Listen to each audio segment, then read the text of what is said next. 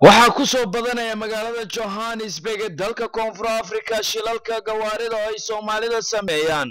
Isbuucan gudihiisa waxaa dhacay 6 shil gaari ah gudaha xaafadda ay Soomaalida ku badan tahay Meva oo ah meelaha ugu badan ay ka dhacaan shilalka gaari. 6 shil waxaa sababay dhalinyaro Soomaali ah kuwaas oo ay ku yartahay xirfadda wadista gawaarida. waxaa maanta u dambeysay wiil Soomaali ah oo shil gaari ku galay magaalada Johannesburg oo kaasoo soo gaaray dhaawac durbadii waxaa lala cararay isbitaalka weyn ee magaalada.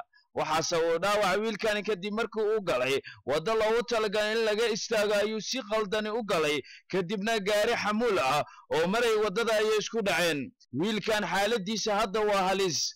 waxaa arrimahani ka hadlay ciidanka wadooyinka qaabilsan South Africa ayaa sheegay in Soomaalida inta badan ayna garanaynin sharciyada wadooyinka taasina waxay sababtaa in ay mar walba shil ay galaan.